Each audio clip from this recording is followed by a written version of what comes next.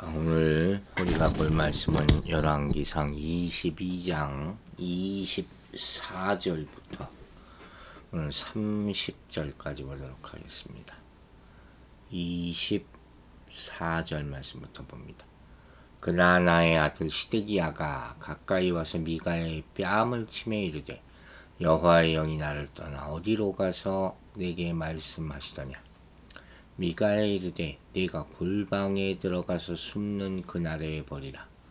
이스라엘의 왕이 이르되 미가엘을 잡아 성주 아몬과 왕자 요아스에게로 끌고 돌아가서 말하기를 왕의 말씀이 이놈을 옥에 가두고 내가 평안히 돌아올 때까지 고생의 떡과 고생의 물을 먹이라 하였다 하라. 미가야가 이르되 왕이 참으로 평안히 돌아오시게 될진대 여호와께서 나를 통하여 말씀하지 아니하셨으리이다. 또 이르되 너희 백성들아 다 들을지어다 하니라. 이스라엘의 왕과 유다의 여호사밧 왕이 길앗 라못으로 올라가니라. 이스라엘의 왕이 여호사밧에 이르되 나는 변장하고 전쟁터로 들어가려 하노니 당신은 왕복을 입으소서 하고 이스라엘 왕이 변장하고 전쟁터로 들어가니라.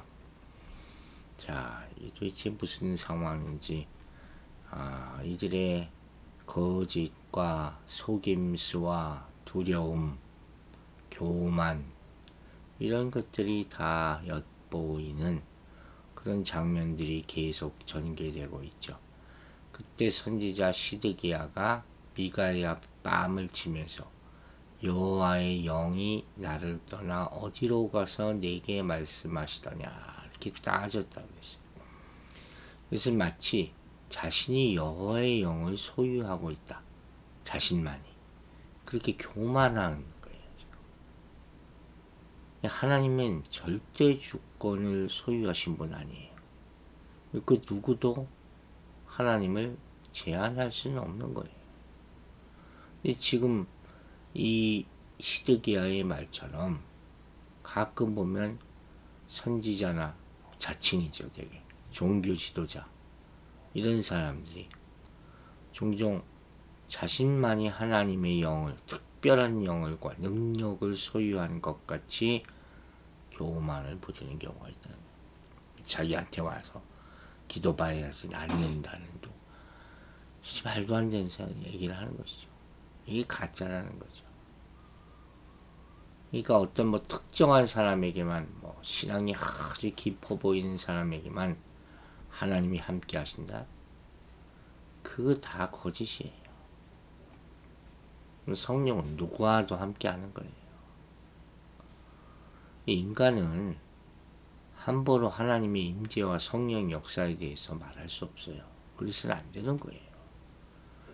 영의 세계라는 게 정말 심오하고 넓다 그랬잖아요.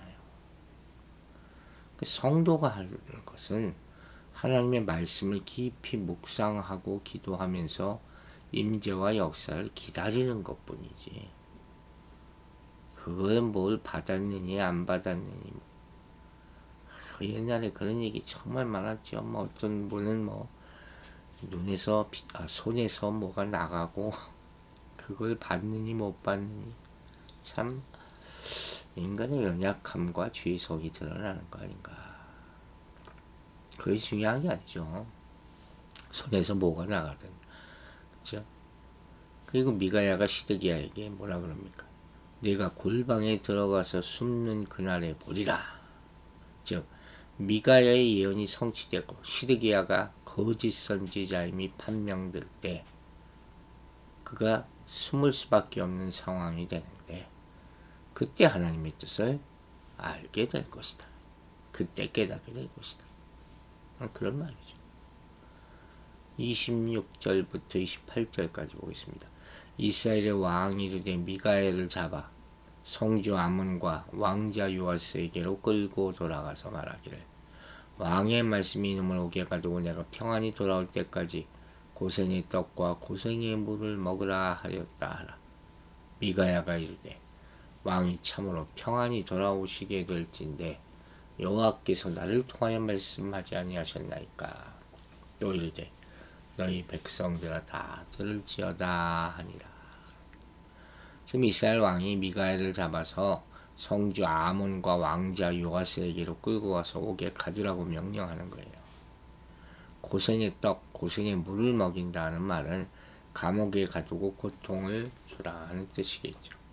하지만 미가엘은 굽히지 않고 이스라엘의 왕의 죽음을 예언하고 있는 것이죠. 결국 이스라엘 왕은 길랏 라몬 전투에서 변장을 해서라도 위험을 피하려 하지만 어떻게 돼요? 화살 맞고 죽게 돼요. 미가야의 예언이 성취되는 것이죠. 미가야가 참 선지자임이 밝혀지는 것이죠. 이렇게 이스라엘 왕은 미가야의 예언 때문에 불길한 마음이 들었지만 이미 왕으로 결정한 상황이고 군사력을 볼 때 승산이 있다고 자기 스스로 판단해서 원정을 결정한 것이에요.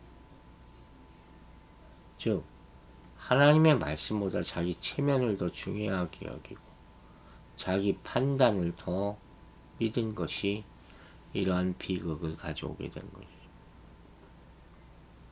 하나님의 말씀을 더 가장 중요하게 생각하는 것이 너무 당연한 것 아닙니까?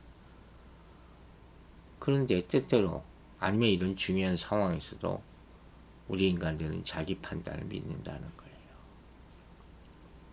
미가야는 하나님이 주신 대로 아합을 향한 징계와 심판에 대한 메시지를 전하지 않습니까? 그리고 그로 인해서 시드기야로부터 수치를 당하게 되는 것이죠. 여러분, 하나님의 일을 하는 사람은 하나님의 말씀을 전할 때 그 일로 말미암아 어려움을 겪을 수 있어요. 그래서 고난받을 것을 각오해야 된다는 거예요. 이 자리가 결코 쉬운 자리가 아니에요. 아무나 할 수 있는 자리가 아니라 하는 것이에요. 그리고 하나님의 말씀을 그대로 성취함으로 결국 참 선지자의 권위가 세워질 수 있는 것이다.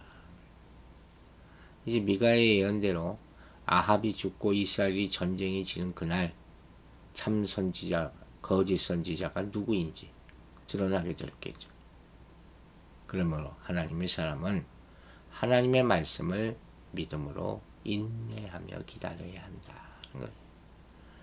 마지막 판단과 심판은 하나님이 하시기 때문에. 그러니까 하나님을 믿고 따른 사람은 하나님의 말씀이 징계와 심판에 대한 메시지일지라도 전하는 것이고 고난받을 것을 알고도 전하는 것이고 어떻게 보면 참 이 무지하고 어리석어 보이고 고지식해 보이고 답답해 보이죠. 저거 저러면 안 될 텐데 사람들이 싫어할 텐데 결국은 쫓겨날 텐데 그렇죠? 아합과 이세벨처럼 권력을 가진 악인 앞에서도 두려워하지 않고 세상과 타협하지 않고 하나님이 주신 그대로 징계와 심판에 대한 메시지를 전해야 된다. 아무리 해도 꿈쩍 안 하는 것이 세상 사람들이죠. 악한 이들이죠. 오히려 조롱하죠.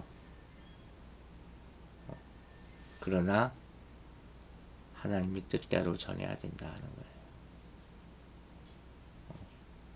물론 기복적인 메시지, 긍정적인 메시지 듣는 사람들이 좋아하는 사람 말만 전하면 거짓 선지자들 고난을 피할 수가 있겠죠. 그들과 같이. 또 반대로 하나님이 주신 공의와 징벌, 심판에 대한 말씀을 전하면 핍박과 고난을 당할 수 있겠죠. 하지만 의를 위해 핍박받으면 복이 있다 그랬어요. 이걸 명심해야 되죠. 여러분, 세상은 하나님의 말씀, 하나님의 진리를 억누르려고 하는 거예요. 제대로 선포되지 못하게. 하지만 그것은 참 어리석은 일이에요. 진리에 대적해서는 결국 어떤 것도 다 망하게 되는 것이죠. 여러분, 진리에 옹호하는 사람을 감옥에 가둘 수는 있지만 그 진리 자체는 가둘 수 없어요. 잊지 마시기 바랍니다. 사슬을 묶을 수도 없고 굶겨 죽일 수도 없는 거예요. 오히려 그것은 탄압하는 사람들의 시도를 더욱더 멀리 퍼져나가고 빛을 발하게 할 뿐이다. 이게 복음의 능력이에요. 복음은 편안한 상황 가운데서 부응하지 않았잖아요. 핍박 가운데서 전도되는 것, 전파되는 거지. 이게 복음의 능력이에요. 세상을 알 수 없는 능력. 이 능력으로 충만하시게 되기를 주의 이름으로 축원합니다. 이 29절을 보면 이스라엘의 왕과 유다의 여호사밧 왕이 길르앗 라못으로 올라갔다 이렇게 말하고 있어요. 즉 이들은 거짓 선지자들의 예언을 결국 믿고 군대를 이끌고 출정하게 된 것이죠. 죽음을 향해 가는 길이에요. 그런데 끝까지 이스라엘 왕은 깨닫지 못했다. 오히려 승리를 얻으려 올라간다고 생각했을 것이죠. 유다 왕은 미가야의 예언을 따르고 싶었겠지만 그 맘대로 할 수가 없죠. 주도권이 없으니까. 이스라엘 왕의 명령에 따라 움직일 수밖에 없는 상황이 그랬다는 거예요. 상황이. 결국 그 길르앗 라못을 다시 잡고 싶은 아합의 야망이 하나님의 말씀보다 거짓 선지자들의 예언에 더 귀를 기울이도록 만들었다고 볼 수밖에 없는 것이죠. 결국 마음의 결정이 문제인 거예요. 그리고 더 안타까운 것은 뭐예요? 하나님의 말씀이 어떠한지를 선지자를 통해서 알아볼 것을 요청했던 여호사밧도 결국에는 아합을 따르고 마는 거죠. 저는 이 장면이 너무 안타까워요. 대세를 따른다 하는 말 있잖아요.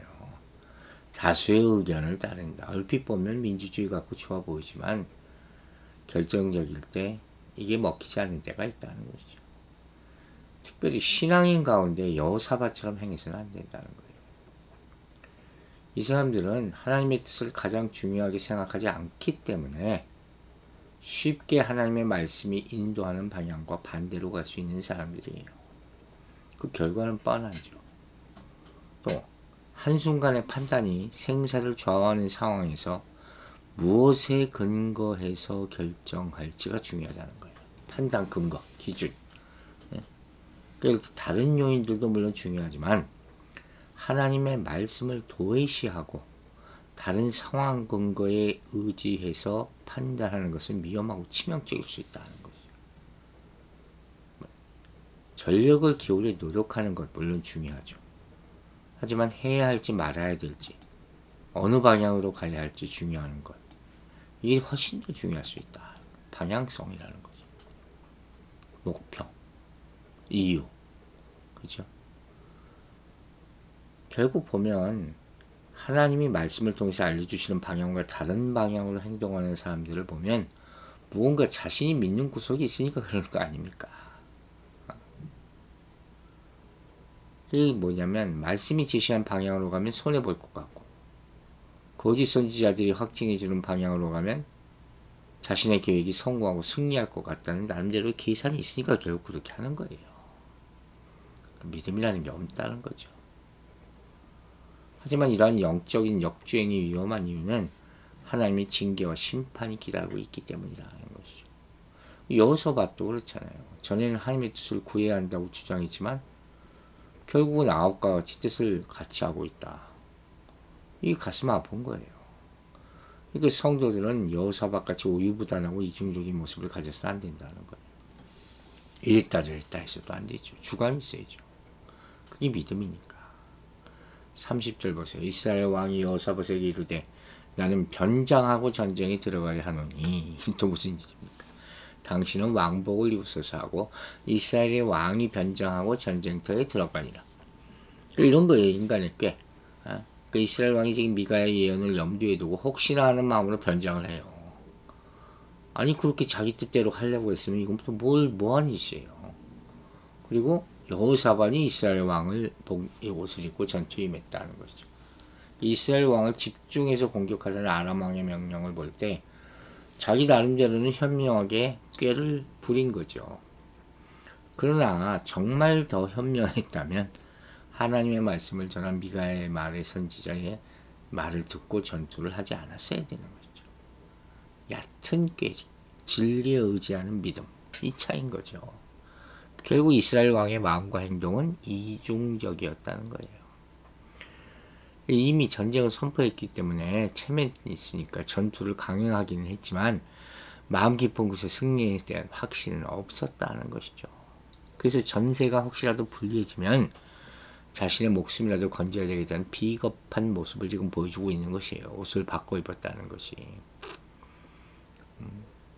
그러니까 400명이나 되는 선지자들이 하나같이 예언한 대로 승리할 것을 믿고 아람과의 전쟁을 시작했다고 그러지 않았습니까? 그런데 죽음을 두려워해서 병사로 변장해?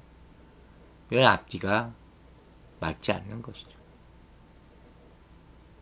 그 유다왕 여호사밧은 한 나라의 왕인데도 이스라엘 왕 대신 적군의 표적이 될 수밖에 없었던 거죠. 이스라엘 왕의 복장을 하고 있으면 아람 왕의 집중 공격을 받을 것은 뻔한 것이죠, 사실. 그러니까 이런 위험한 역할을 한 유다 왕에게 떠넘기는 이스라엘 왕의 행동은 유다 왕을 신복처럼 부리는 것이지 한 나라의 왕으로서 자신과 대등하게 대하는 모습도 아닌 것이죠. 비겁한 거예요. 그래도 유다 왕은 이런 어처구니없는 임무를 떠맡으면서도 거절하지 못하는, 다 하나님을 온전히 못 믿지 못하는 안타까운 모습을 보여주고 있는 거예요. 우리 믿음의 여정을 갈 때 이 사람들과 같이 우유부단하고 이중적인 모습을 버려야 할 것입니다. 기도하겠습니다. 아버지 하나님 감사합니다. 오늘 아침에도 주의 말씀으로 시작합니다. 하나님께서 말씀으로 임재해 주셔 우리 인생의 길잡이가 되어주시고 이정표가 되어주실 줄로 믿습니다. 이 말씀만을 믿고 따라가는 사람의 이 권위를 세워주시고 그들의 행보에 하나님의 빛의 영광이 나타나게 도와주시옵소서. 의를 위하여 핍박받으면 복이 있다 했습니다. 최후의 복, 천국 가는 복을 우리가 누리게 하여 주시고 진리는 항상 승리한다는 사실을 믿고 따르는 우리들이 되게 도와주시옵소서. 이 이스라엘과 유다의 왕같이 우유부단하고 이중적인 생활을, 이 신앙생활을 하지 않도록 우리에게 굳센 믿음을 허락하여 주시고 끝까지 한번 믿은 붙잡은 하나님의 말씀을 붙잡고 천국까지 갈 수 있도록 축복하여 주시옵소서. 오늘 하루도 우리 성도들의 삶 가운데 역사해 주시고 부족한 것을 채워주시고 아픈 사람은 치료하여 일어나게 하여 주셔서 하나님께 영광을 올리는 하루 되도록 도와주시옵소서. 감사드리며 예수 그리스도 이름으로 기도했습니다.